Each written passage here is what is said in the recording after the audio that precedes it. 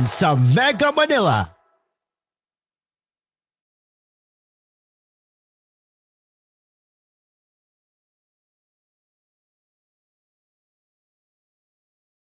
You are listening to Cool FM. Live from Cool Studios. This is Cool News at Noon.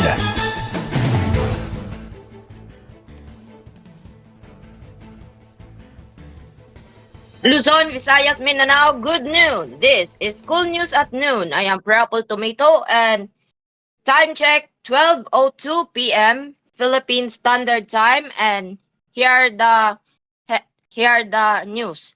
US backs enactment of Philippines Maritime Zones Act. The United States on Saturday expressed its support for the passage of the Philippine Maritime Zones Act, saying it clearly defines the country's territorial sea. President Ferdinand Marcos Jr. Inc. Republic Act 12064, or the Philippine Maritime Zones Act, on Friday in an effort to strengthen the country's entitlement and responsibility within its maritime zones. The United States supports the Philippines enactment of the Maritime Zones Act.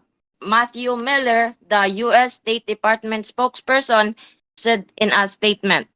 The Maritime Zones Act aligns Philippines' domestic laws with the 1982 Law of the Sea Convention and the 2016 Arbitral Tribunal ruling. This law defines the Philippines' internal waters, archipelagic waters, territorial sea, contiguous zone, exclusive economic zone, and continental shelf in line with the convention. He continued.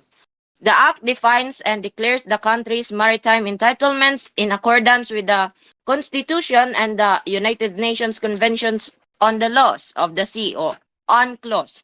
It involves the Philippines' internal waters, archipelagic waters, territorial sea, contiguous zone, exclusive economic zones, and continental shelf. Miller also said several nations have passed similar legislation over the years, including some members of the Association of Southeast Asian Nations.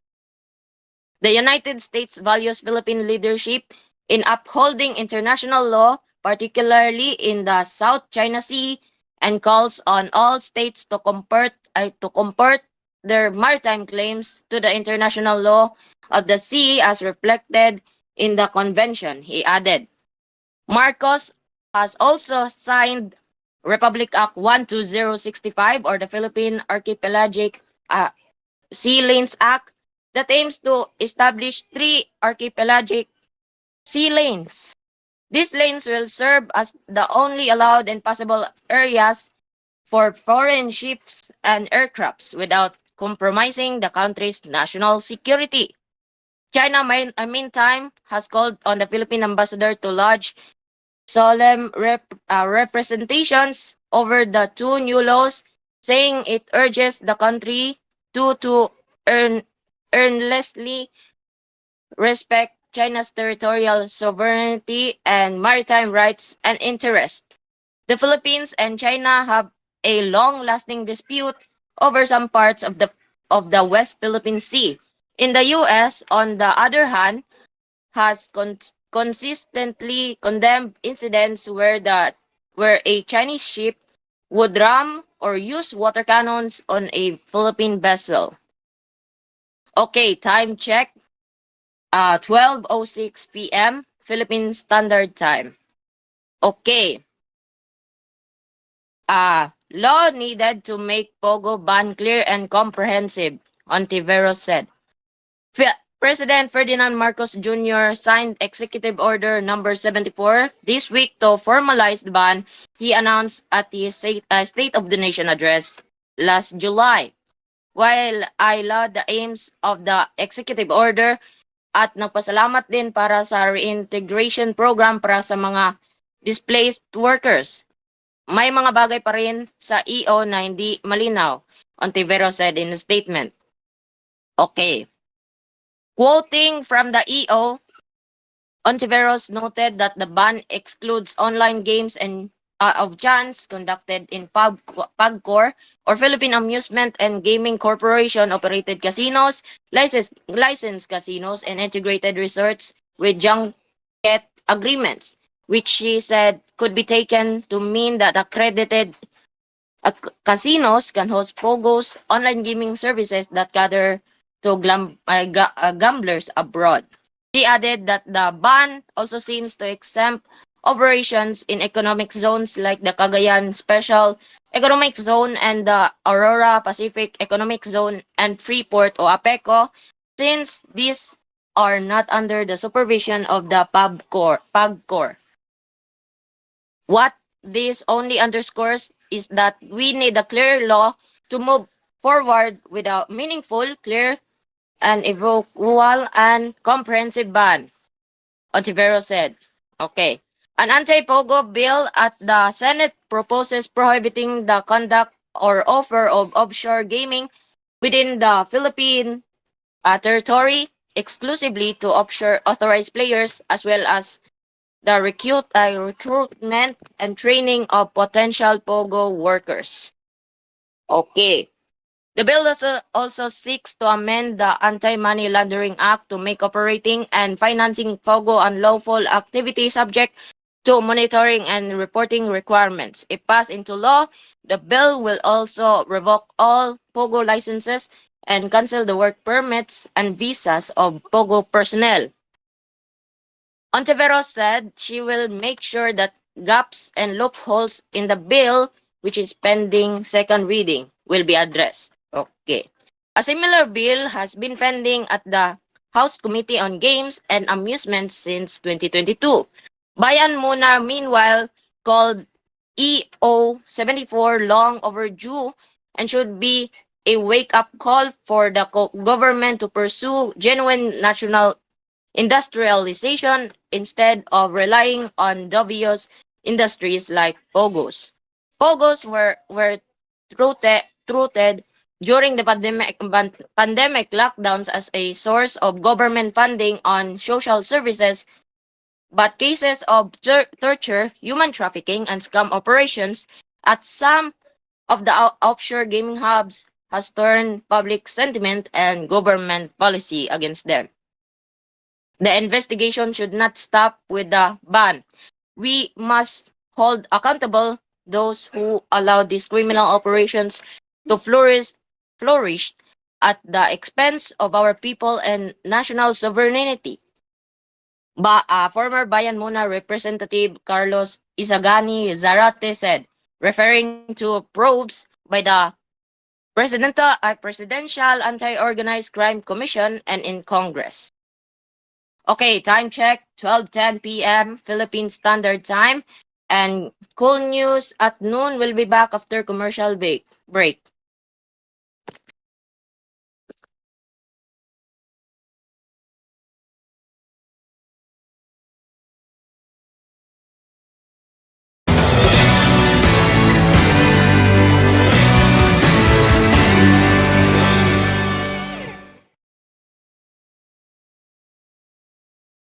This Cool News edition was brought to you by Neutral Lifestyle Low Fat Milk Powder. So good you'll float. Product excellence of Hongsang. Katip's Hot Dog.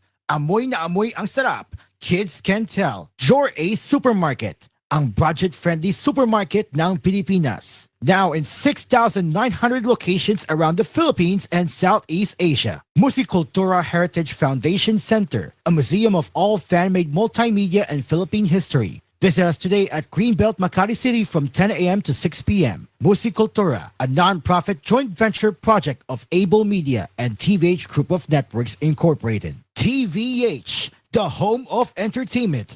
Tutok na sa TVH. Available in high definition via Delsat TV. Bisitahin ang youtube.com/@TVH Network PH para sa inyong paboritong mga highlights at live shows. Delsat TV.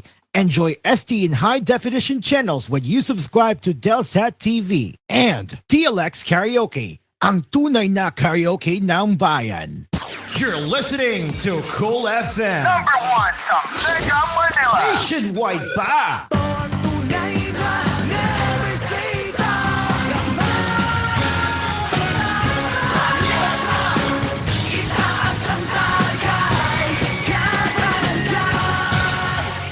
Drink responsibly. Paano ka mag-online shopping ngayon? Bayad muna bago bukas parcel? Online shopping with ShopSafe. Bukas parcel bago bayad. Introducing M. Luwalier's newest iwas scam service, ShopSafe. ShopSafe is an online escrow service which connects buyers and sellers safely online on Facebook Marketplace, Instagram, and Carousel. Magaan ng online shopping with ShopSafe. Download the Mcash app now or visit mluwalier.com to learn more about it. Shop smart. Sell safe with ShopSafe. Hi, it's Solen. And Nico Bolsico here. My family is everything. They mean the whole world to us. They inspire us to be our best. They are our number one priority. When it comes to our water, We prioritize exceptional. We only choose Nature Spring distilled drinking water. Distilled through a 12-step process that brings safe, world-class, high-quality drinking water. is the only water we trust for our family. After all these years, it's still only Nature Spring distilled drinking water. Get supercharged with BLDT Home Fiber Unli All. Unli mobile calls. Double the speed Unli Fiber versus previous plan. And Unli Signal. Get all these for just $1399. Visit any BLDT Home booth to apply. Get supercharged with BLDT Home Fiber Unli All. Unli mobile calls. Double the speed Unli Fiber versus previous plan. And Unli Signal. Get all these for just $1399. Visit any BLDT Home booth to apply. Ba't nag-abala ka pa? May pasta na kasing expanded centenarian law. Kasi natambong rebellion. Mga 80, 85, 90 at 95. May 10,000 na. Hindi pala ako maghihintay ng 100. Kahit mag 100 ka pa, may 100,000 ka pa rin. Sa mga lolo at lola na edad 80, 85, 90, 95, magtungo lamang po sa pinakamalapit na tanggapan ng OSCA para maalalayan kayo sa proseso ng pag-claim ng benepisyong ito. Isa lamang ito sa ating inakdang batas para sa ating mga nakatatanda. Ito po si Senator Bong Revilla. This is a period where it's been Bagus production. Come on and celebrate. Celebrate Christmas. Celebrate Christmas. Celebrate. Celebrate Christmas. Celebrate Christmas. It's the happiest month to be. Perfect for all, for you and for me. Joy from season one and all. Celebrate Christmas at SM Malls. Celebrate Christmas at SM Malls. Hey you. Yeah, you.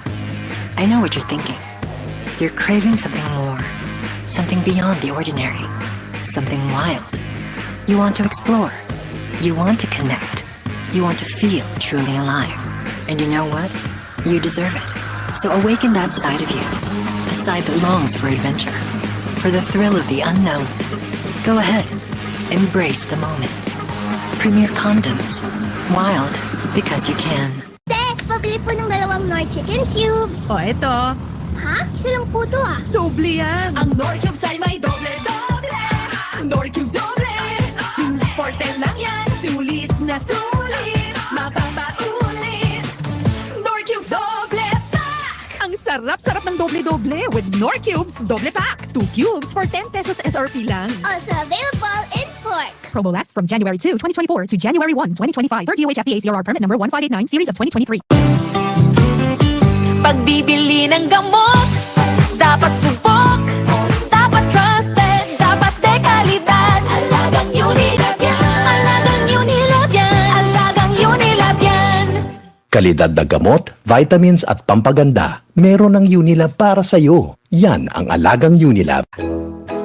Ako ay tutula mahabang-mahaba tungkol sa chocolate drink na malinamnam na abay sobrang sustansya pa. Tikman ang Mark Choco 9-in-1+1 chocolate drink mix with stevia. Meron itong taurine, probiotics, omega-3 DHA at chlorella. Kasama din ng herbal extract na gotu cola, acai berry, cocoa at spirulina. May natural na pampatamis ito ay ang stevia. Kaya naman talagang masustansya. Ang herbal extracts ay mahusay na nakatutulong upang palakasin ang immune system ng ating katawan.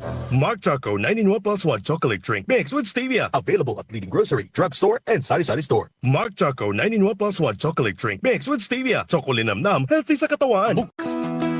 Public Service Announcement. The National Telecommunications Commission, or NTC, informs the public that it has received reports regarding individuals pretending to be personnel or employees of the NTC. According to several reports received by the NTC Consumer Welfare and Protection Division, scammers' calls have victims and threatened them, claiming that their phone number is involved in a scam. The victim is then coerced into giving money to supposedly avoid criminal charges and have their mobile numbers removed from the added list of scammers. The NTC strongly reminds the public to be extra cautious against this type of a modus operandi.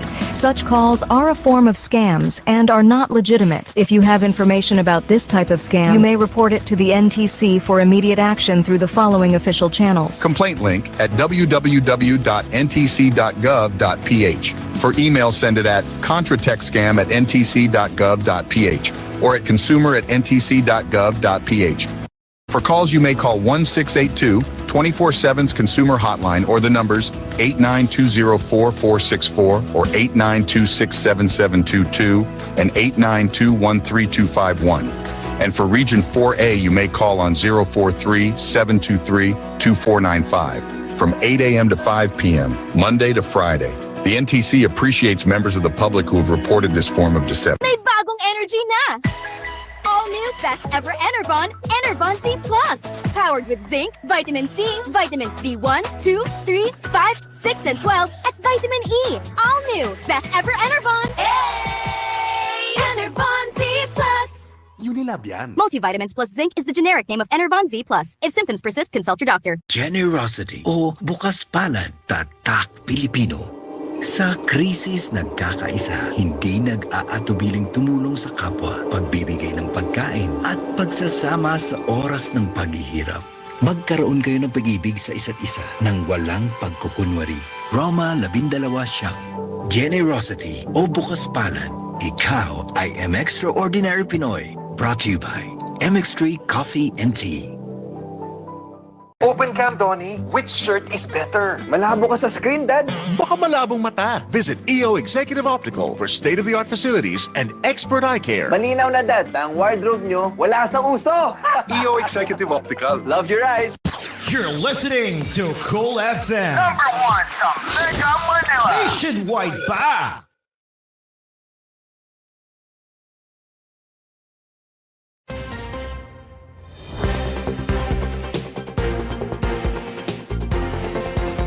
Luzon, Visayas, Mindanao. koolNews at noon is back. NBA, Cubs ride huge first half to crushing win over Warriors. The Cleveland Cavaliers continued their perfect start to the NBA season in a sensational style on Friday, seizing a 41-point halftime lead on the way to a 136-117 rout of the Golden State Warriors. The damage was done early. The Cubs 83 first half points, tying a franchise record for most scored in any half, and their 41-point halftime lead was the biggest in team history. The Cubs improved to 10-0, ending the Warriors' 5-game winning streak and handling them their first road defeat of the season. Against the Warriors' second-ranked defense, the Cubs posted their 5th game of the young season with at least 130 points, 130 po. That ties a team record for the most 130-plus points games for an entire season. 10-0 is a magic number, Cubs coach Kenny Atkinson said.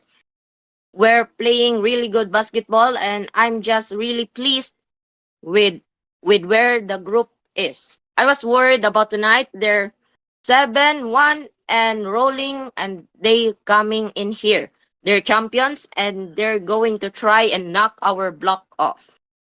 Darius Garland scored 27 points. Evan Mobley added 23 and Ty Jerome chipped in 20 off the bench as 6 Cubs players scored in double figures against a Warriors defense that came in ranked second in the league. Meanwhile, I kept the potentially explosive Warriors offense in check, opening the game on a 20-2 scoring run. The way we came out tonight, that surprised me, how ready we were, how hungry we were. Atkinson said.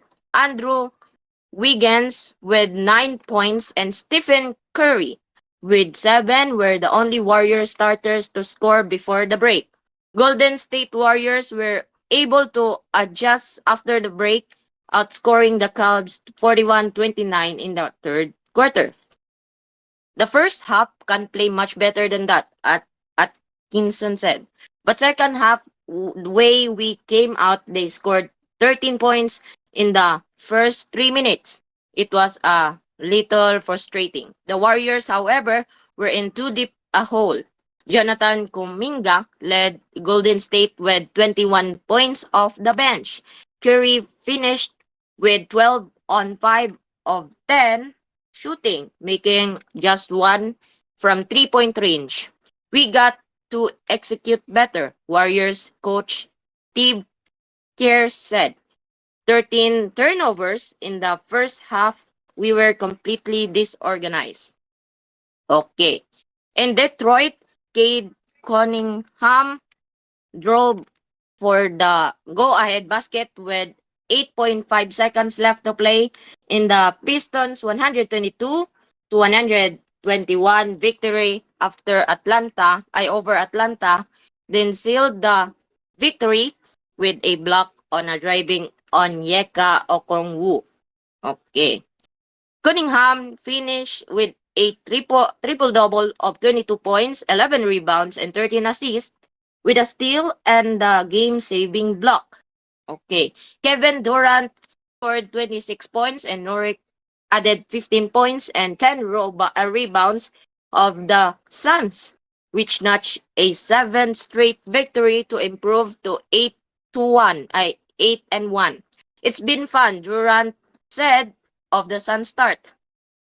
It has definitely been nerve-wracking with the tight games we've been in, but I think that's great for our team to understand what it's like in crunch time. Okay. Luka Doncic scored 30 points and Kyrie Irving added 29 for Dallas, who have now lost twice this season to Phoenix.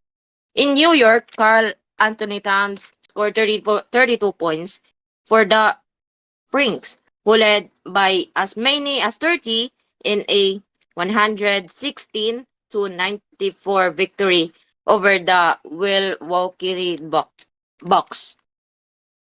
Giannis Antetokounmpo scored 24 points and grabbed 12 rebounds for Milwaukee, who trailed all the way.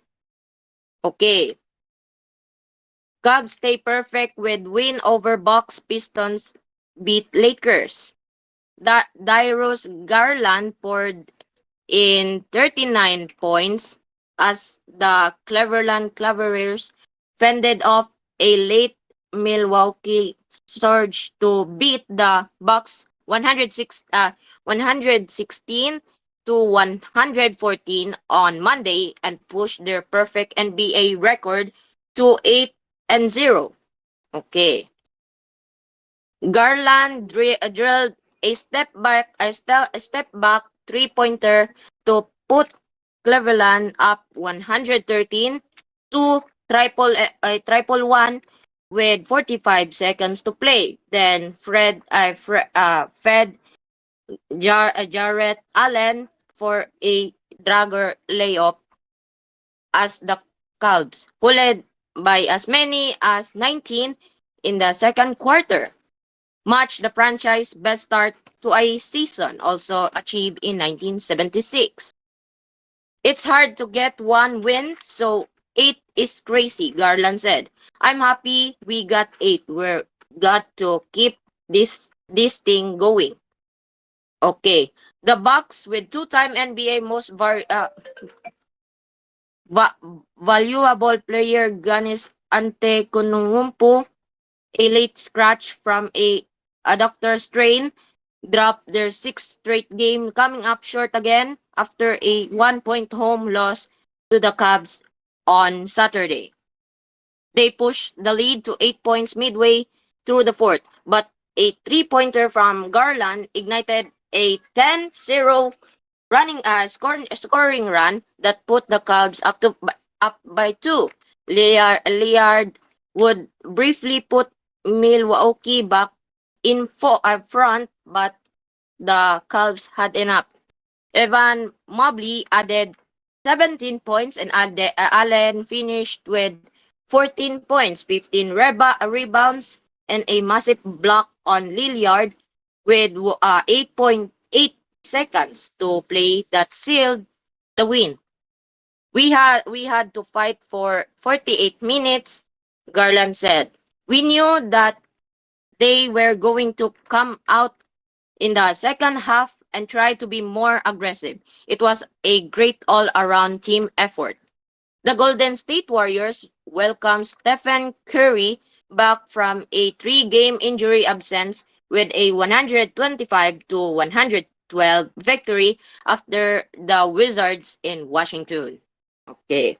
Time check, 12:28 p.m. Philippine Standard Time. Okay.